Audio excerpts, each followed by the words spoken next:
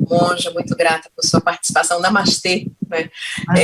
Monja, tem uma frase famosa de Martin Luther King que diz que o que me preocupa não é o grito dos maus, mas o silêncio dos bons.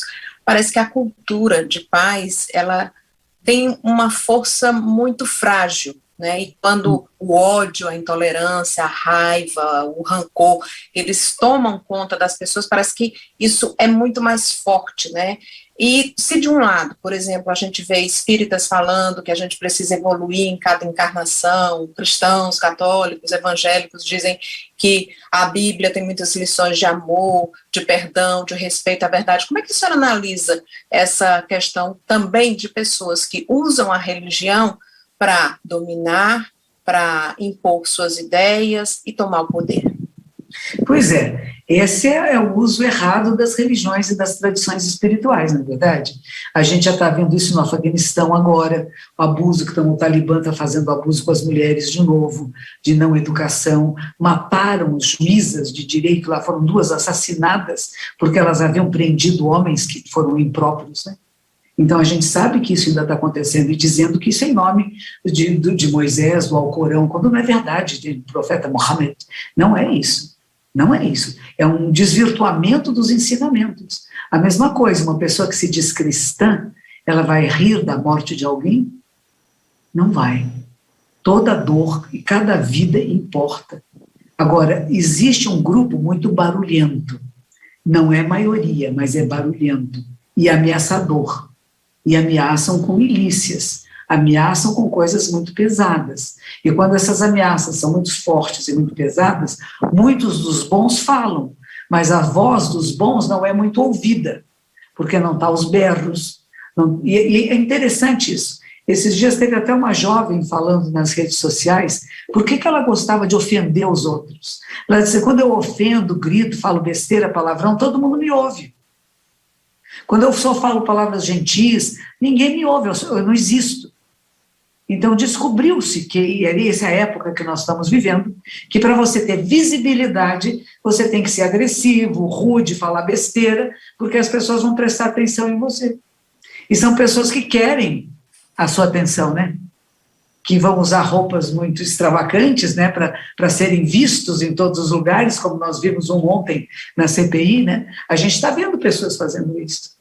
Pessoas que têm um certo poder aquisitivo muito alto, que podiam estar fazendo bem para o país, podiam estar compartilhando, né, benesses e procurando construir essa cultura de paz, de afeto, de carinho, mas que no momento não despertaram. Isso que eu digo, está no ego.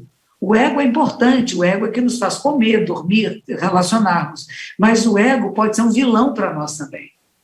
Ele vai inflando, né? E a gente fica se achando, se achando, se achando, e aí quer ter mais público, quer ter mais seguidores, né?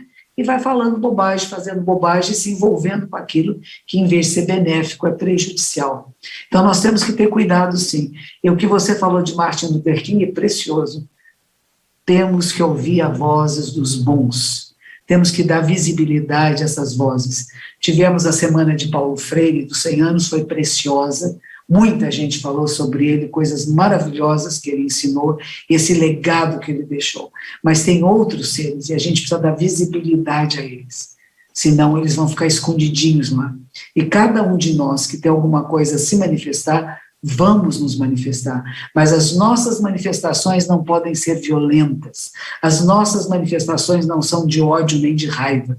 Mahatma Gandhi, na Índia, ele conseguiu a libertação da Índia dos ingleses, passeatas todos de branco, em silêncio. Ninguém falava genocida, bandido, não, em silêncio, uma multidão. Vamos mostrar o poder da paz, do silêncio e da transformação possível, sem entrar no jogo da briga violenta, do palavrão e da luta. Não é luta, é construção. E construção de uma cultura de paz é cultuar. Como a gente faz cultura de feijão, de arroz, de milho, de coco, nós temos que plantar essas sementes, criar condições que eles possam crescer e se desenvolver. E isso leva tempo. E as vozes violentas e barbárias que estão aí surgindo, elas também vão passar e desaparecer. Só que no momento, por exemplo, eu não posso ir lá no Afeganistão e dizer para os meninos que estão armados até os dentes que não matem as mulheres, que não abusem das mulheres, que não abusem da população. Como a gente aqui muitas vezes não pode fazer na casa de um vizinho que você sabe que o homem está lá batendo na mulher, mas a gente chama a polícia. E a gente chama alguém que venha tomar uma atitude. Então está na hora da gente se manifestar dessa maneira. Não é apenas sair na rua gritando palavrões e xingando outras pessoas, mas é na construção diária de impedir que mais crimes sejam cometidos e que a gente possa compartilhar melhor e acolher melhor. Hoje tinha um cidadão lá na CPI falando de homofobia, era um homofóbico.